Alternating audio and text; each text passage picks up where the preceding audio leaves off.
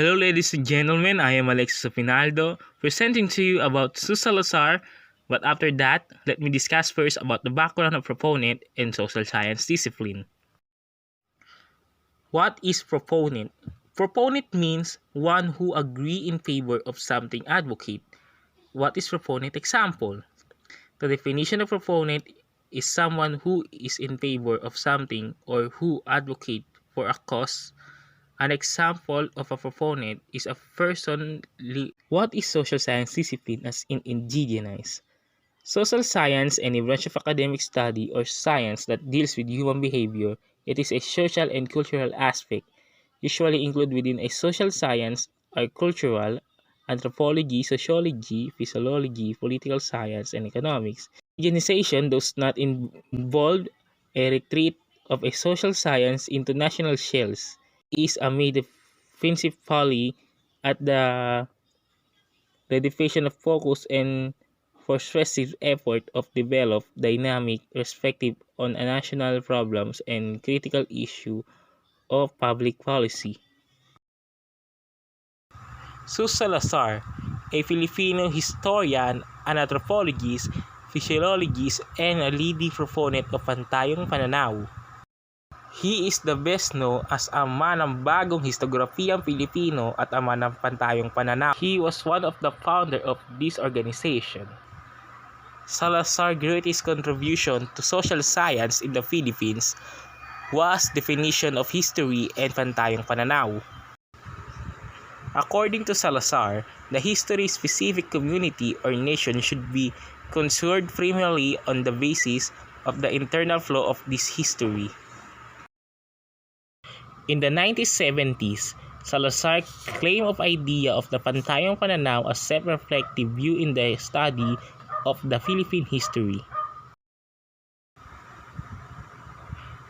From us for us perspective, communication-based framework, national discourse, talastasang bayan. The pantayong pananaw came from the word tayo. How can the historian use the pantayong pananaw as a framework to study in the Philippines? The pantayong pananaw is also called bagong kasaysayan or new history. What are the basic assumptions on society, culture, and history? There are the basic assumptions used in social theory, assumptions about human nature that exists on society, and the purpose and goals of knowledge. Shared basic assumptions are the bedrock organization culture. They are the beliefs and behaviors so deeply embedded that they can sometimes go, but basic assumptions are the essence of the culture of plum, line the purpose value and the artifacts squared themselves against. Historical assumption in Eastern Orthodox and the Roman Catholic theology, the nation or in Roman Catholicism, the doctrine that Mary, the mother of Jesus, was taken into heaven, body and soul, following the end of her life on earth. How did Zeus Salazar enrich the study of the Philippine historiography? Zeus Salazar, a historian who spent the most of the teaching career of the Department of History of the University of the Philippines, Diliman. In the course of the advocacy, Salazar was able to gather a number of the historians who shared his call for more culturally suspensive historiography and teaching of the Philippine history. As result of the pantayong pananaw has become an established perspective in the Philippines historiography and has been spread outside the university own department of history. How can the historian use of the pantayong pananaw as a framework of study of the history? History can be pantayong pananaw because it is introduced as a closed circuit interaction and context was is course to carried on by and among Filipinos. His main research interests are whole world and the Southeast Asian study with a special emphasis on the Philippines. He has published his culture and custom of the Philippines 2002 and contribution various of the study in the history of the study of Southeast Asian. What are the criticism problem of their theory? Historical criticism, literary criticism in the light of historical evidence based on the context in which as a work was written, including facts about the author's life and the historical social criticism and time.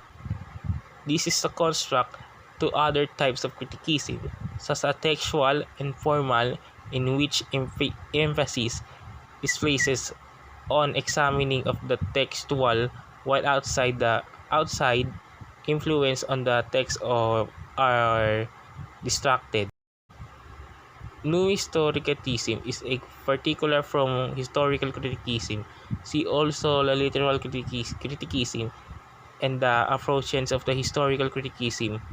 The primary goal of historical criticism is to discover the text primited or original meaning. It is a original historical context. It's a literal sense or sensus, the literal historicus. The secondary goal, which is establish the reconstruction of the historical situation to the author and recipient of the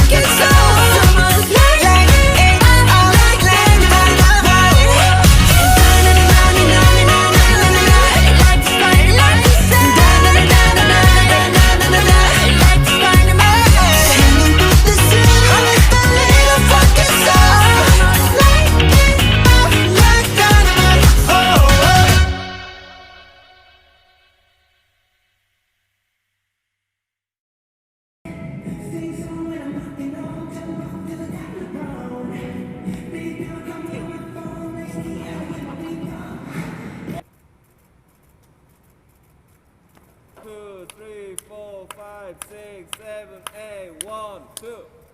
자, 태그.